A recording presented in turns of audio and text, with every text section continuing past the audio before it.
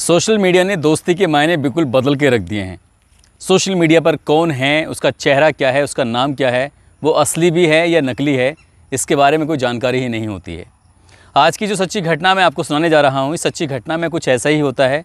बार बार नाम बदल रहा था और दोस्ती भी करता था तो अमीर घरों की महिलाओं से, वो भी शादीशुदा महिलाओं से। और उसने एक दो नहीं कई महिलाओं से उसने दोस्ती की और उसने एक दो नहीं लगभग 1 करोड़ रुपए उसने उनसे ऐंठे। साथ ही करोड़ों रुपए की ज्वेलरी भी उसने ऐसे ही कब्ज़े में ले ली। अब वो महिलाएं अब एक साथ इकट्ठी होकर उस आरोपी के विरुद्ध कार्रवाई की मांग कर रही हैं। लेकिन पुलिस वाले हैं कि हर मामले को जैसे शिथिलता से लेते हैं, गंभीरता से नहीं लेते हैं, इस मामले को भी वो वैसे ही ले रहे थे। लेकिन जब उन महिलाओं ने प्रेस कॉन्फ्रेंस करने के बाद सोशल मीडिया पर अपनी आपबीती बताई, तो उसी मीडिया जहां पर वो फंसती हैं सोशल मीडिया पर, उसी सोशल मीडिया ने उनकी आपबीती को जब लोगों के सामने रखा तो लोग सुनकर इस कहानी को हैरान रह जाते हैं, परेशान भी हो जाते हैं। आपको ये कहानी गुदगुदाएगी भी, परेशान भी करेगी, संदेश भी देगी। आदाब, नमस्कार, सत श्री अकाल। मैं उस्मान सैफ़ी। आज की जो सच्ची घटना मैं आपको सुनाने जा रहा हूँ, ये सच्ची घटना है उत्तर प्रदेश का एक ज़िला है आगरा। दरअसल एक महिला जो प्राइवेट स्कूल की प्रधानाचार्य है, 2013 में उसके पति की असमय मौत हो जाती है। वो अकेली रह जाती है और अकेली रहने के कारण कुछ दिनों में उसकी रातों की नींद बेकार होने लगी थी। हमेशा वो अपने पति को याद कर कर के अकेली रोती थी, परेशान होती थी और कब न जाने ये उसकी आदत में शुमार हो गया।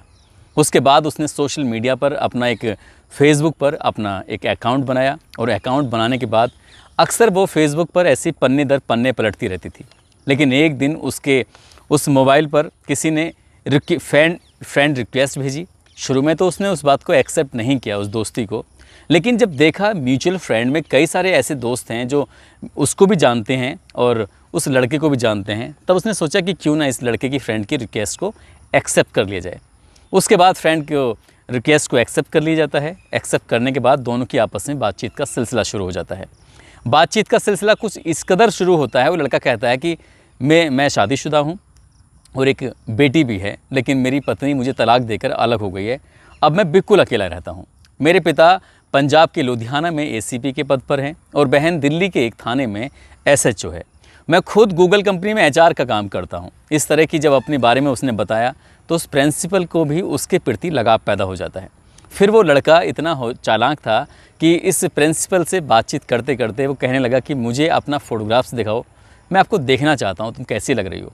जब वो सुबह को स्कूल जाती थी तैयार होके, तो खासकर वो तब देखने की ख्वाहिश रखता था। धीरे धीरे कब उसने उसको बिना कपड़ों के देखना शुरू कर दिया और उस प्रिंसिपल ने अपने आप को दिखाना भी शुरू कर दिया, दोनों को पता ही नहीं चला।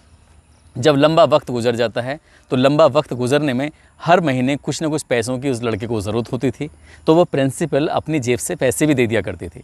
थोड़े बहुत नहीं, ये संख्या अब लाखों में पहुंच जाती है। ऐसे ही एक महिला दिल्ली की होती है, बहुत बड़ा ज्वेलरी का शोरूम होता है। उस महिला को भी वो लड़का फ्रेंड रिक्वेस्ट भेजता है।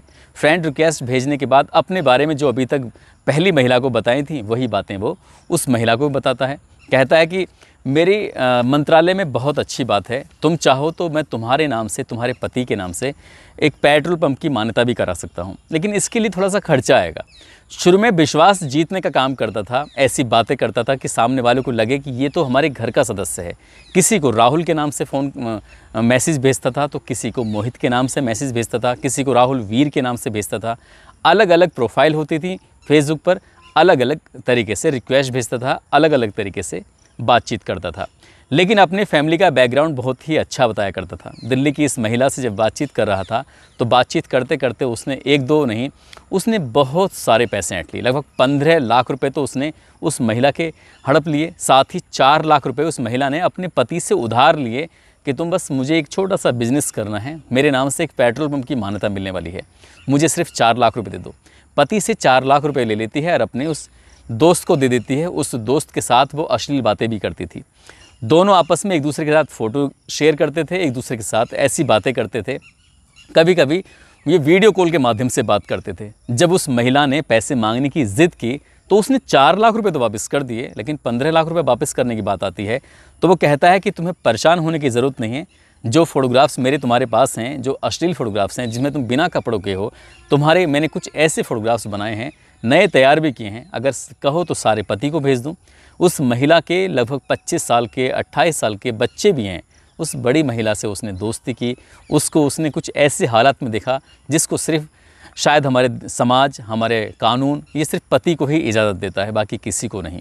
उसने इसी तरह से एक और महिला जो कि आगरा की रहने वाली है, उस आगरा की महिला जो कि एक प्राइवेट कंपनी में जॉब करती है, उस महिला के साथ भी उसने ऐसे ही किया और उससे वो सोना चांदी इस तरह से करने लगा, लूटने लगा।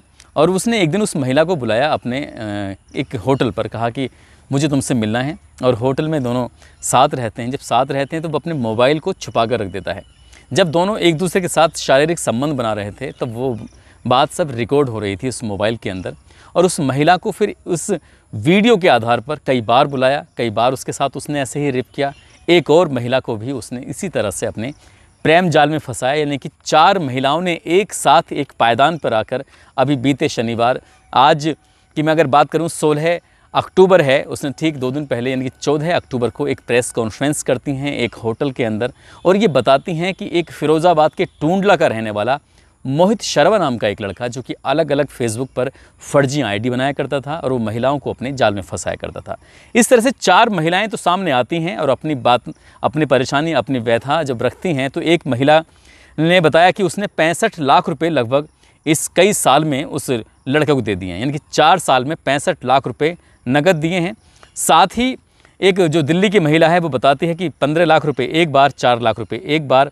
दूसरी महिला कहती है कि उसने सन 2016 में उससे दोस्ती की थी और लगभग 600 ग्राम सोना और 15 लाख रुपए नगद। और तीसरी महिला यानी कि चौथी महिला कहती है कि उसने सिर्फ 1 लाख रुपए दिए हैं, उसकी कोई अश्लील फ़ोटोग्राफ्स नहीं है, उसकी कोई अश्लील बातचीत नहीं है, लेकिन वो मेरे पैसे नहीं दे रहा है और लगभग 1.5-2 लाख रुपए की ज्वेलरी भी है। इस तरह से 4 महिलाएं तो सामने आती हैं, लेकिन पुलिस के पास जब जब शिकायतें जाती थीं तो पुलिस मामले को गंभीरता से नहीं लेती थी। और वैसे भी ये महिलाएं अपनी उस लड़के की दुगनी उम्र से ज़्यादा की महिलाएं होती हैं। पता नहीं है वो कैसे उनके प्यार में, इस मोहब्बत के जाल में फंस जाती हैं। अपने बेटे के जितने की उम्र के लड़के के साथ वो इस तरह के जब जाल में फंसती चली गई तो उन्होंने अपने घरों की बहुत सारी धन दौलत लुटा दी।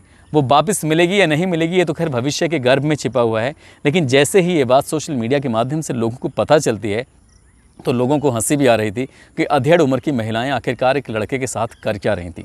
दूसरा, लोगों को एक मैसेज ये भी जाता है कि फेसबुक पर दिखने वाला हर चेहरा असली हो ये ज़रूरी नहीं है, हर नाम असली हो ये ज़रूरी नहीं है। इसलिए फेसबुक पर कोई भी नया रिश्ता बनाने से पहले बहुत सारी चीज़ें सोचनी चाहिए, समझनी चाहिए। ऐसा तो नहीं है कि आप किसी दलदल में फंसते चले जा रहे हैं। दोस्तों, इस घटनाक्रम को सुनाने का उद्देश्य भी यही है कि आप सोशल मीडिया पर यदि किसी से दोस्ती करते हैं, किसी से नज़दीकियाँ बढ़ाते हैं तो कम से कम सोच समझ के, ख़ासकर जब आप वीडियो कॉल करें तो कम से कम इतना ध्यान रखें कि आपके चेहरे के अलावा कुछ दिखना नहीं चाहिए। आज के ज़माने में होता क्या है, बातचीत की शुरुआत बाद में होती है और पहले कपड़े उतारने शुरू कर देते हैं और उन्हीं कपड़ों को उतार कर जब ये सामने आते हैं मोबाइल पे तो उनके स्क्रीनशॉट लेकर उसकी वीडियो बनाकर हमेशा ब्लैकमेल करते रहते हैं और शारीरिक शोषण करते रहते हैं। इन 4 महिलाओं में से 2 महिलाओं ने अपने शारीरिक शोषण की बात स्वीकार की है, 2 ने स्वीकार नहीं की है। उनका ये कहना है कि हमारी मोटी रकम वसूली गई थी। दोस्तों, इस घटनाक्रम को सुनाने का उद्देश्य किसी को परेशान करना नहीं है, किसी का दिल दुखाना नहीं है, बल्कि आपको जागरूक करना है, आपको सचेत करना है। आप जहाँ भी रहें अपना ख्याल रखें, सुरक्षित रहें। जय हिंद, जय भारत।